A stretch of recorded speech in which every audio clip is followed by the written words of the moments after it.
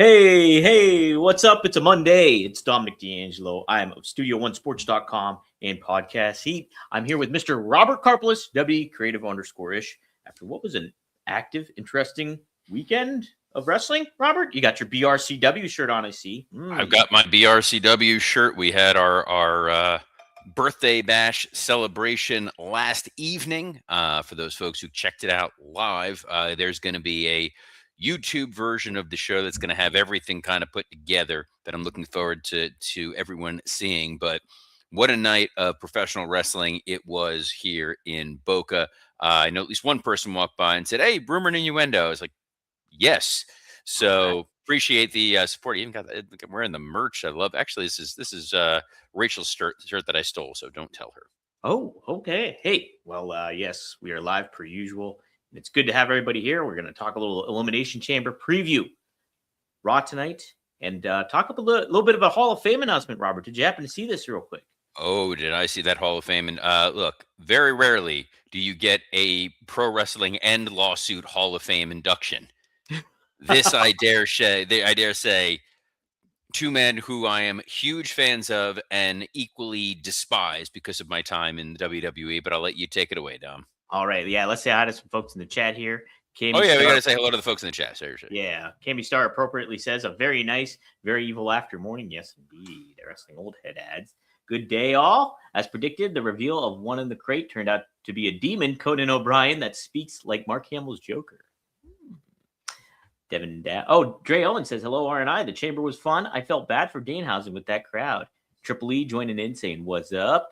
And Caspian also tuning in. Welcome to the greatest YouTube show host of all time, Razor D'Angelo. All right, shout out to Razor. He knocked over my coffee, Robert. Let's ban Caspian from the show forever. Wow.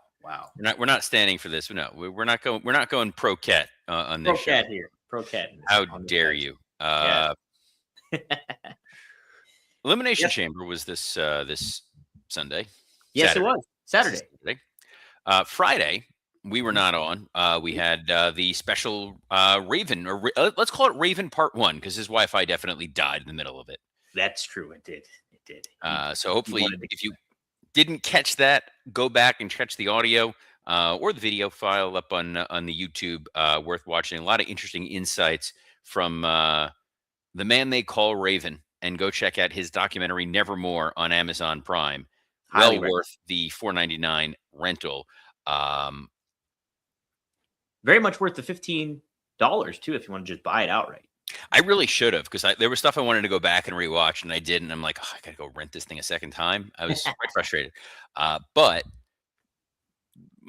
my further frustration extended to Elimination Chamber. Thankfully, if you are a Working Stiff Patreon subscriber, myself and Scott Chaplin recorded our Elimination Chamber recap show, where you get to hear the word that I really want to be able to use on this show, but can't, because it is it's an F word, and it's not fornicate. But guys, speaking of fornicating, you already know what time it is. It's time to level up, and Blue Chew just dropped something crazy. Talking about next level championship belt, gold-plated energy. Blue Chew Gold is the newest innovation for the #1 chewable ED brand. This ain't your grandpa's little blue pill. This is the 4-in-1 beast incarnate, setting the gold standard for performance. And we've got a special deal for our listeners. Get 10% off your first month of Blue Chew Gold with code RUMOR. That's promo code RUMOR. Visit BlueChew.com for more details and important safety information. And we thank Blue Chew for sponsoring this episode. Rumor and Innuendo. Be thankful I didn't use the cat as the signal, as the transition. Oh, yes. That could have gotten bad in a hurry. Speaking of what got bad in a hurry, Elimination Chamber, Dom. Oh, Robert. Hailing from Chicago, Illinois, at the United Center, where the Bulls and the Blackhawks play, we had an Elimination Chamber to kick off the night. It was the Women's Elimination Chamber, and sure enough, as we predicted, Panic. As I told you all on here, smart wrestling fans take a step back. They look at the whole board. There's knee-jerk reactions. There's long-term reactions. WWE, since Paul Levesque has taken over and Vince McMahon has been gone, we've seen them transition pretty successfully into long-term storyline lens. WWE Unreal kind of overexposed that to an extent. I think the product has suffered significantly because of it. But I had said, both here on this broadcast and on Working Stiff, that you will be able to tell from Elimination Chamber just how much of a panic mode WWE is in. And I would say 3 of the 4 outcomes on that show highlight massive, massive panic. The first was, if Tiffany Stratton didn't win and Rhea Ripley won, we are in trouble from a brand confidence standpoint. And Dom, who won the Women's Elimination Chamber match? Well, that would be Miss Rhea Ripley. Oh my. I knew we were in trouble on SmackDown when they took the tag titles off of Rhea and Io and put them on Lash Legend and Nia Jax. I was like, well, the only reason you're doing that is to free Rhea up to go take on Jade Cargill. The storyline match, and this is kind of the issue with WrestleMania, and I'm filibustering for a second. You'll have to forgive me now. That's the issue with WrestleMania is WrestleMania has gotten too big for regular WWE. The criticism going all the way back to the pipe bomb was that they rely on the part-timers, they're relying on the celebrities, they're not relying on your day in, day out bread and butter talent. And good, bad, or indifferent, WrestleMania has grown to such a degree that it is the single biggest needle mover of the year. They need to sell 2 nights of Allegiant Stadium out. It needs to be a massive global brand hit that TKO can then tout to the market. The narrative was Tiffany Stratton loses to Jade Cargill, goes away for a little bit, comes back, almost wins the Royal Rumble, wins the Elimination Chamber. We get Tiffany Stratton versus Jade Cargill in your rematch. They pushed the insane panic button, which was, well, Rhea Ripley is the biggest star that we have in the WWE. Huge pops everywhere she goes. It makes zero narrative sense that we're going to get Rhea Ripley and Jade Cargill. It was never the plan because Rhea's on a completely different brand, engaged in a tag title storyline. And the match is going to be awful. I mean, 2 physiques going, like, a visual will be amazing. The problem. That's the issue. The problem is, on a poster, this is $1 million poster right there. It's $1 billion poster. You see Jade Cargill, you see Rhea Ripley, you're like, that is pro wrestling right there. That is like something out of a He-Man movie. You're like, I'm all in. The problem is Jade Cargill in ring is not at the level she needs to be at to deliver at WrestleMania. Her and Tiffany is a slightly lesser bar. That can be a 6-7 minute match, maybe even an 8-minute match. No one's going to lose sleep over it. But when you're putting Rhea in there, you really got to be careful that you're not damaging that Rhea Ripley brand. The comparison I gave when I talked about it with Scott was Rock and Austin WrestleMania 15 versus Rock and Austin WrestleMania 17. At 15, they rushed with The Rock because he was the hot hand. Yep. Go back and watch that match. It ain't great. It's not good.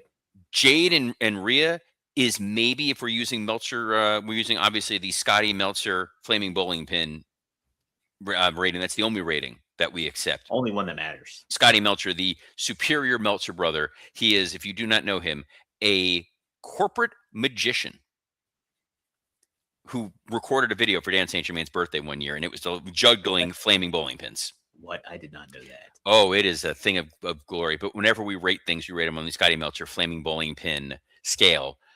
This may be a 2.5 Scotty Meltzer Flaming Bowling Pin match. And that's not what you want out of a women's division that has really overachieved in the last year. Right. I mean, there's a lot. I mean, I love Jade Cargill and I love Rhea Ripley too at the same time, but it's just like panic kind of booking. You're setting it up. Probably should not be going on. Well, from a visual perspective, looks like a great WrestleMania poster, but geez, Robert. Yeah. I mean, it really shows how haphazardly this was thrown together. And even more so, Cammy Star's comment here. First hour of Mania on Free-ish TV, the subscription numbers must be bad. So what they announced was first hour of WrestleMania is going to be on ESPN. Correct. Yes. Where I think the issue is getting to ESPN Unlimited is way too complicated. Yeah. I somehow get it. I don't quite know how or why I get it. So at first I thought I needed to, I had the triple whatever, Disney Plus, Hulu, and ESPN Plus. Right. I'm like, okay. And at one point it was literally I just had Disney Plus and Hulu because I enjoy Hulu. Kids love Disney. It works. We're good. I'm like, do I really need ESPN Plus? Probably not. But then there were a couple of Gator games that weren't on TV. I'm like, all right, I'll up the subscription. It wasn't that much more. I got the 3. I'm fine. NFL primetime too. NFL primetime moving there, yes. But now there's ESPN Plus, and then there's a tier above it, which is very confusing for the consumer. The consumer wants to understand, I push one button, I get whatever the hell it is I'm supposed to watch. They do not fully understand how ESPN Unlimited is necessarily acquired, if you need to bundle it, if it's a separate purchase on its own, if it's included with certain people's cable and certain people's not. So the fact that it's so hard to be able to just watch the WWE events is an issue. And I think that's why the first hour of WrestleMania is on ESPN proper, so that they can kind of slowly R-Truth explain it like they did on SmackDown, where he's walking through a number of talent who don't get used otherwise on TV. Hey, Angel Garza, let me explain to you how to download and watch the ESPN WWE PLE. That's also not a great sign. No. That being said, the women's chamber match was fine. It was good. I liked it. It wasn't a bad match. Yeah. I liked the match. No, I thought they really showcased Raquel Rodriguez big time in there. Kiana James had a highlight, I think, of a match in there too. So it's like, and it speaks to the level of talent that you do have on the roster too, but also to your point, rushing it all together at the same time. So yes, Robert. Little rough. Next up was AJ and Becky. Yes. What did you think of that decision? Confusing to me. I don't know. I guess it makes sense, but I don't know. I think I don't understand putting the title on the line with this at all at any point, and where you're going with this. What's next? What's next with this match? I'm just kind of a head scratcher for me, Robert. What do you think about this decision? AJ won, by the way, everybody. AJ won. So now you have to beat AJ. Yes. This match felt like it belonged in WrestleMania, if that was the story you were going to tell. It felt like we were going to get to a 4-way with the two of them, Maxine and Natty. Yes. Another multi-person match on this WrestleMania where they really just are like, just keep throwing matches at this. Wade Barrett said something when AJ was coming down to the ring that sort of damned this match almost immediately. I've had a singles match more recently than AJ Lee. Don't look putting that in the brain. The match itself was okay. Yeah. You also didn't need the happy ending because you were giving the crowd a Punk win. You were giving the crowd a Rhea win, and you were giving the crowd a Randy Orton win. You absolutely could have had a DQ, a count out, a cheap finish, a belt shot, something where Becky keeps that title. For sure. Absolutely, you could have. Yeah, I don't know. Will they do like some sort of gimmick match for WrestleMania? Like maybe ladder match, Intercontinental ladder match? I think it'll be a 4-way. I think it'll be a 4-way. Okay. I think they're going to save the ladder match for another spot. I would use it for the women's tag titles, but that's just me. Yeah. Don't know, Robert. It'll be interesting. I hope it's interesting because I got to sit through and watch this nonsense. Yes, we had a world title match, Robert. Was that the next one? That was the next one. Yes. CM Punk versus Finn Balor. CM Punk retains after a long match, but I thought a good match, Robert. Crowd was into it. Obviously, Punk being the hometown hero. And I thought and then we had a little handshake at the end, too. So what did you think of this bout, Robert? Killed by their booking. Okay. Explain. The idea that they already announced the Roman Reigns CM Punk match made this a lame duck match. No one in the United Center, no one in the blacked out general Chicago area who couldn't hold viewing parties elsewhere in a non-sold out show just crazy believed that Finn Balor was going to win this title. So the audience didn't bite on this as hard as they would have. They didn't believe false finishes. They didn't take the ride. It was, well, this is a very good match, but we know exactly what's going to happen. Nobody thinks James Bond is dying in the opening act. Nobody thought that CM Punk was going to lose to Finn Balor and lose the title here at the Elimination Chamber. And when you have zero narrative drama, it ain't that fun to watch.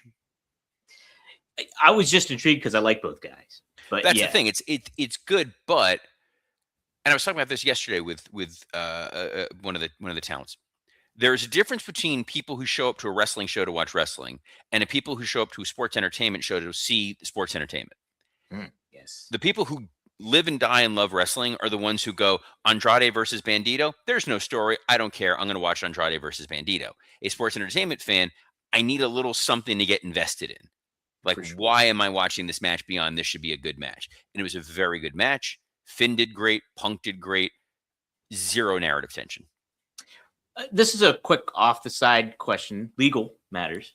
I'm always curious when Punk wears themed attire, whether that has logos and stuff on it. Is that passable to do? Like, or does WWE run into some hurdles when it comes to because he had the Chicago Blackhawks theme and the logo was on there. So I was kind of curious how that kind of works out, Robert, from a legal standpoint.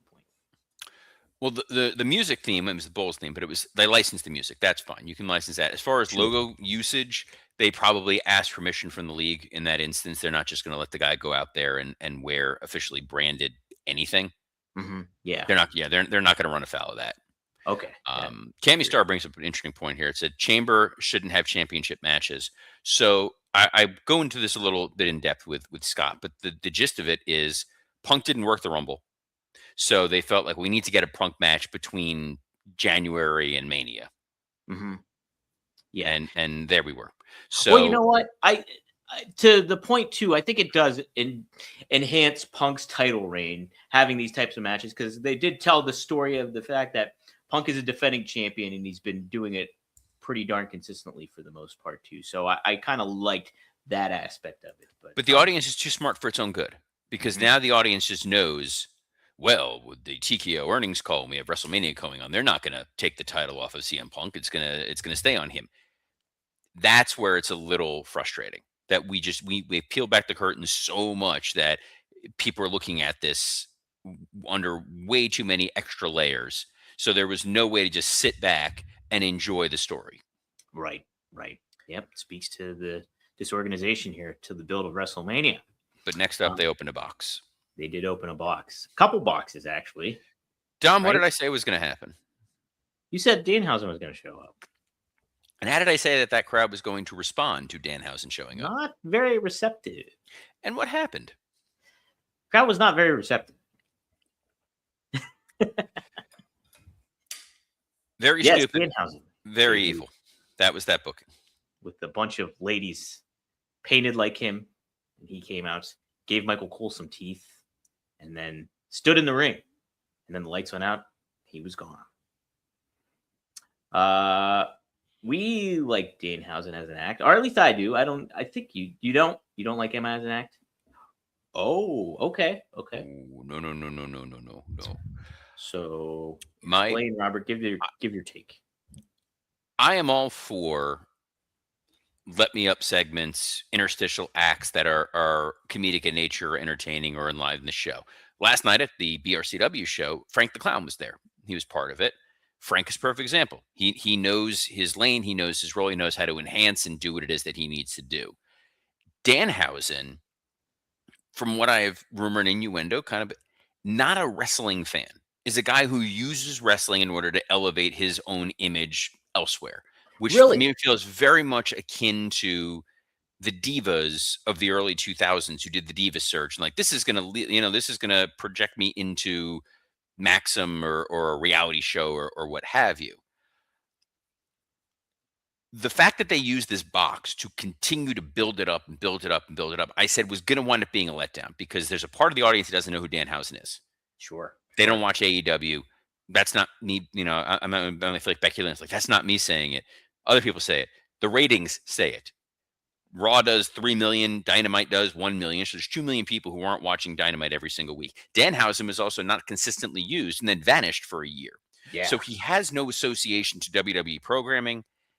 The WWE only audience doesn't necessarily know who Danhausen is. Those who do know who Danhausen is, oh, this is going to be cute. It's going to be fun.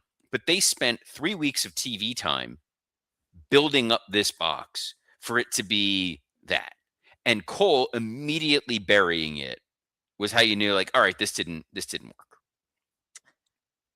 Yeah, listen, this is a side thing. Cole, he really doesn't help matters at all. Been saying this for 25 years. Yes.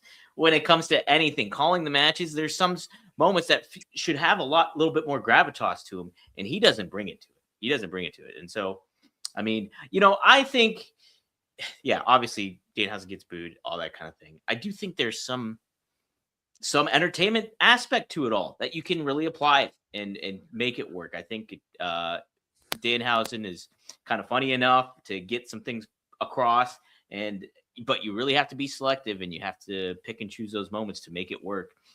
So I don't think necessarily him getting booed out of the building, unless it really affects the creative behind the scenes aspect of it all, they make that affect it. I think if they just ride what they're doing, stick with the game plan, if they have one with him, then stick with it, and it could potentially work. But yeah, not a good start.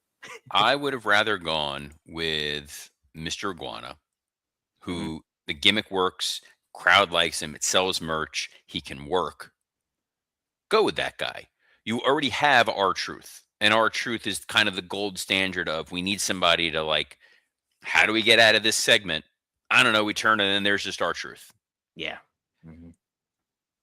The amount of time it's going to take to explain what Danhausen is and work him into WWE programming when we are less than 2 months away from WrestleMania, I would be, if I'm Hunter, I'm furious that anybody in creative is spending any point in time whatsoever thinking about Danhausen now, because Danhausen isn't going to sell a WrestleMania ticket. He's not going to elevate a WrestleMania match.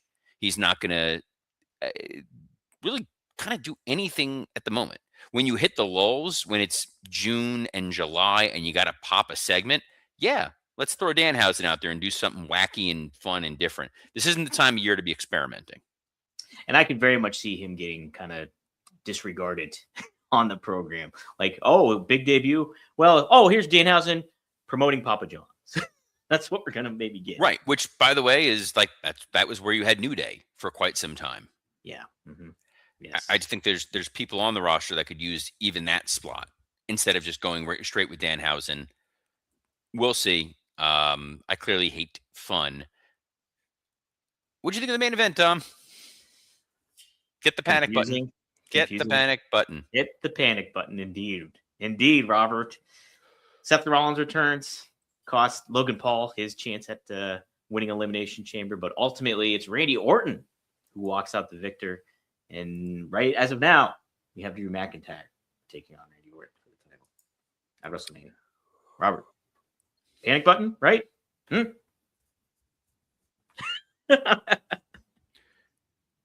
Cody Rhodes versus Roman Reigns. CM Punk versus Gunther.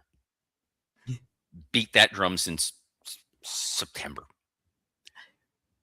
Are you honestly telling me right now, where we sit March 2nd, 2026, what they are doing is better than what I've been pushing for 6 months? No. As a whole, no. Punk has a lame duck match against Finn Balor that was a great match but didn't do anything. Now we're finally getting Roman Reigns showing up on Raw tonight. Drew, whom I love and consider a genuine actual friend. Yeah. Randy Orton, whom I've known for 21 years. The idea that anybody thinks that they would do Randy Orton versus Drew McIntyre at WrestleMania is ludicrous, which is baffling because that is a huge match. Yeah. But that was not at all the plan. And the audience feels when it's artificial and it's not the plan. My guess, I know there's people saying there's going to be a 5-way. That would involve Randy, Drew, Cody, Fatu, and Sami Zayn. I think right now, what as painful as it, what makes the most sense, triple threat, Drew, Cody, and Orton. And then Sami is revealed as the guy who took out Jacob Fatu's teeth all those months ago, and we go full heel Sami Zayn, and we do Sami Zayn versus Jacob Fatu in a personal match. It's the best option. You can't take Randy out of the match. No. You can't have the Elimination Chamber finish and then take out the guy who is the number one contender for the Elimination Chamber. That, like, I get there's a panic button. That's not a panic button. That's a panic siren that, like, shakes your house and breaks windows. It's like WWE went to push the panic button, but they panicked in pushing the panic button and then pushed the wrong button. They've overthought this. They've overthought this tenfold. Yes. And you can't do a 5-way, bro, because you got to pin 4 people, or you're getting one pin and then everything is totally just off the rails and out of just out of whack. So Armageddon Hell in a Cell. That's what's going down. good Lord. Yes, bring Rikishi back, push him off the top. Yes, make it happen. I know they're doing Drew and Cody on Friday for the title. Mm-hmm. Oh, yeah. There is always a possibility that they just go total thermonuclear panic and put the title on Cody. I think that's what's going to happen, Robert. But here's the problem, Dom. Mm-hmm. Dom, you ignorant slut. Both your WrestleMania main events are babyface. Yeah. I guess. At this point, it is, right? Randy and Cody is the best match. Mm-hmm. You don't shortchange Drew and take him out of the world title picture. You don't, but... So you got to put Drew in there. Otherwise, Drew is damaged goods forever. This is his moment and push, and he's been killing it, by the way. He has been. He's been great. Sammy being all strong sad, and I want to be champion. Having it be revealed that he was the one behind the Fatu stuff all along bails them out. Mm-hmm. It's all they got. We're not going to know anything going on the SmackDown side, but we do know for Raw tonight, a couple things lined up. A couple things indeed, Robert. We got, like you said earlier, Roman Reigns is returning. We do have an Intercontinental Championship match. I want to point out, Dom with his phrasing, Roman Reigns returns, yet CM Punk appearing live. Wow. Oh, yes. Didn't even lawyered. We do have the Intercontinental Championship match. Dominic Mysterio, the champ, going up against Penta. All right. Why'd your voice go up there? I don't know. I just really wanted to say Penta. Then we have Gunther taking on Dragon Lee. Wow. All right. They've been building this one, Robert. They have, and it makes sense that we're getting this match here because I guess we're getting Gunther and Ray at Mania, so this is the way we're getting to it. I guess. Not intriguing. Putting his career on the line. Gunther just single-handedly takes out the Attitude Era and everything subsequent. Yep. Don't like it, Robert. I mean, it's fine. It's something. It's again the squandering of Gunther continues to be baffling. Absolutely. I think. Well, that's my big take on all this. It's just a squandering of what you're doing after he beat John Cena. He retired John Cena, and not making the most of it. We have AJ Lee will also be appearing. That's CM Punk's wife. She's the new Intercontinental. Get out of town. Yeah. Did you know that? No. Well, don't worry too, because Seth Rollins. That situation is going to get addressed by Raw General Manager Adam Pearce. Well, I'm curious just how healthy Seth Rollins actually is. Me too. Mm-hmm. Maybe he can go and do the curb stomp, but he can't do too much else. Mainly because I don't, again, I understand, like, hey, they panicked and they absolutely needed to rush to put someone from the Vision into this match. Sure. So it was like, all right, we'll just go with Logan. And then we bring Seth in to do the curb stomp. But even the phrasing of this, Seth Rollins is not projected to be on Raw. What exactly does it say? Adam Pearce will address the Seth Rollins situation. Yeah. So it doesn't sound like Seth will be there. Hey, somebody that will be at the Hall of Fame, Robert, are your boys. The Demolition Axe and Smash. Here comes the Axe. Here comes the Smasher. The Demolition. Natural disaster. Yeah. We used to have to replace that song because of lawsuits all the time on WWE programming. Didn't have the rights to it because all the Demolition lawsuits and all the issues and problems. We used to not be allowed to show Demolition. I had to try to cut them out of programming because they had sued the company. So I'm thrilled that Axe and Smash are going to be there. They didn't announce that Crush is part of it. No, they didn't. Oh, that's so maybe it's a way to sneak Crush in, which I wouldn't be too upset about. I know kids might Google them, but I'm all for it. The only thing I care about is how nice Axe's hair will be. That's the key component. Congratulations to Barry Darso and Ben. Wrestling Old Head says no Undertaker announcement for Demolition. That's actually how they found out. It was a Zoom call. It's up on the internet. Go check it out. It's quite hilarious because I do not think that they knew that they were going to be told that because the angle that they are both at It is not the most flattering. No. They need to learn from us. And you know how they can learn, Dom? By watching us every Monday through Friday at noon Eastern on, dare I say, a plethora of platforms, including the WWE Creative _ISH X account, the at Dominic D'Angelo X account, the at SE Scoops X account, and on the YouTubes on Podcast Heat and Studio One Sports. So on behalf of the demolition in my life, Dominic D'Angelo, I'm Robert Karpolis. Best of luck in your future endeavors. Yeah, I wear leather, everybody. Shh.